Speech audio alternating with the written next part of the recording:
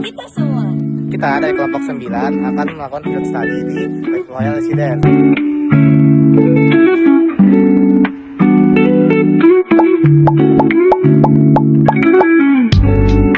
Perkenalkan, nama saya Muhammad Fiardiansyah dari Prodi Akuntansi dengan NIM 1432512112. Nama saya Nafisa Fareta Wardani dengan NIM 1432512115 Prodi Akuntansi.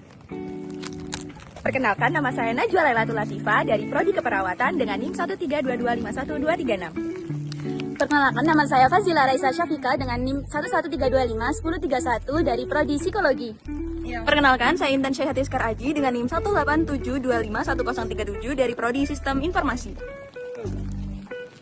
Perkenalkan, nama aku Lailani Swatol Iftita dengan NIM 141251155 dengan Prodi Ilmu Ekonomi. Perkenalkan, nama aku Tiara Yunita Harahap dengan NIM 131251041 dari Prodi Ilmu Hukum. Ya, Pak Rudi, Romo nggak tahu ini latar belakang tempat ibadah ini bisa dibangun berdampingan ini gimana ya Pak? awalnya mungkin dari warga sekitar, kan kemudian kan sudah tidak mungkin mengajukan surat permohonan ke ya itu yang coba nanti lima tempat ini kan dialisi tempatnya, terus bangunannya mungkin menurut masih. Terus menurut Bapak hubungannya tempat ibadah ini dengan kebinekaan di Indonesia itu gimana Pak? Mungkin kalau ini sebagai contoh ya, tempat kami pada agama ini satu-satunya di Indonesia. Iya, lainnya mungkin ada 4 atau 5 ya. Ini kan hampir seluruh di Indonesia. Ya. Dimanapun kan tidak ada. Apalagi dulu awalnya tahun 2019 adalah itu di ada dari Filipina atau Singapura ada sini. Ada aktif ya Pak ya? Makanya kadang-kadang ini baik dari Erlangga, dari anak-anak sekolah PAUD, SD, sering. Kalau boleh tahu Bapak ini kan selama kurang gini, apa sikap toleransi yang pernah Bapak lakukan untuk umat beragama di samping-samping ini? Toleransinya baik lah ya. Terus apa?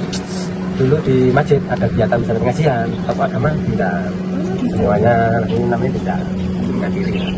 Terus kalau 17-an misalnya teguran ya, kita katakan pasti ada. Semua tokoh agama Iya, datang. kalau di sini kebersamaan ada, jadi saling apa? Berikutnya saling mengenal juga. Mungkin segitu dulu pertanyaan saya Ya. Bapak. Terima Ya, kasih. sama-sama. Saya Mas Ayu Sebagai Mahmud sih. bisa dikasih tahu ya latar belakang tempat ini dulunya itu kenapa ada ide buat bangun? Ya sebelumnya itu kan nggak ada sini. Terus ada beberapa tokoh, mereka mungkin kesulitan ngerasa jauh dari tempat ibadah di sini. Soalnya kalau keluar kan jauh. Ada masjid itu di kompleks sebelah, kalau nggak di kampung belakang. Nah, terus gak lama ada beberapa orang sini ketemu di satu masjid. Oh masnya juga katanya, ditanya masnya juga dari Royal. Oh iya, yang mereka kumpul ada inisiatif. Oh, gimana kalau kita buat di komplek kita sendiri katanya, biar warga lain pun umat muslim lain pun yang satu komplek sama kita gak jauh-jauh nyari keluar. Tapi pernah nggak sih waktunya berdampingan gitu? Kayak misal di sini ada acara apa, terus yang lain ada pasca apa, pas ada apa ya gitu. Belum pernah atau Belum sih, paling ya nggak kalau bentuk sih. Kalau waktu barengan pernah, cuman biasa aja soalnya di ruangan masing-masing. Jadi nggak ada aktif gitu. kesannya masnya selama jadi di sini? Ya selama sisi baru sih luar biasa gitu lihatnya. Gak apa, sesuatu yang jarang terus langka gitu lihatnya. Yang dimana kalau biasanya di luar tuh kadang sering ada sedikit cekcok, tapi di sini nggak pernah kelihatan gitu. Mana-mana aja. Baik, kayaknya sudah itu aja wawancara kita. Terima kasih sebelumnya. Iya, Terima kasih. sama-sama. Ya, terima kasih.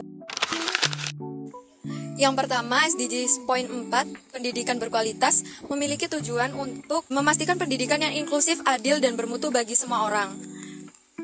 Dengan begitu, kaitannya dengan 6 tempat ibadah yang kami kunjungi, yakni tidak hanya membangun pendidikan yang berbasis akademik, tapi juga membangun karakter yang memiliki sikap saling menghormati. Nah, karakter tersebut terbagi menjadi 4 poin, yakni yang pertama, mengajarkan nilai menghargai perbedaan antar umat beragama. Yang kedua, membuka ruang dialog dan pembelajaran lintas agama. Yang ketiga, yakni pendidikan yang tidak diskriminatif, yakni pendidikan yang saling menghormati. Yang keempat, yakni pendidikan yang mengutamakan nilai kemanusiaan dan kedamaian. Kita akan menjelaskan SDG 11 yang berkaitan dengan studi field kita yang bertemakan kebinekaan. SDG 11 yaitu kota dan permukiman yang berkelanjutan. Di kota-kota yang beragam seperti di Indonesia, toleransi dan kebinekaan menjadi dasar bagi kehidupan sosial yang harmonis dan berkelanjutan.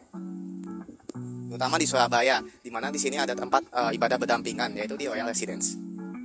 Jadi kayak keberadaan tempat ibadah 6 agama ini itu menjadi contoh nyata bagaimana keberagaman sosial dan agama dapat hidup berdampingan secara fisik dan juga sosial dalam sebuah komunitas perkotaan. Nah, hal ini itu mencerminkan konsep kota yang inklusif, aman dan juga berkelanjutan sesuai dengan SDG 11. Baiklah, sebagaimana tadi sudah dijelaskan mengenai SDGs 4 dan juga 11, kami akan menjelaskan mengenai SDGs 16, mengenai keadilan, perdamaian, dan juga kelembagaan yang tangguh. Sebagaimana bisa kita lihat di sini, terdapat 6 tempat ibadah, dari masjid sampai gereja GKI. Hal ini adalah contoh implementasi dari perdamaian dan juga keadilan. Bisa kita lihat di sini suasananya sangat damai karena toleransi yang sangat tinggi dan juga keadilan beribadah, karena semua umat dapat mendapatkan kesempatan untuk beribadah sebagaimana dengan adil dan juga merata. Oke, selanjutnya ada poin kelembagaan yang tangguh, di mana untuk membentuk suatu kelembagaan yang tangguh dibutuhkan sifat toleransi antar agama, di mana di Indonesia ini ada banyak sekali keberagaman, dan untuk mewujudkan sikap yang baik antara satu sama lain dibutuhkan toleransi. Dan Royal Residence, di mana ada 6 tempat ibadah yang berdampingan ini merupakan representasi dari toleransi untuk kelembagaan yang tangguh.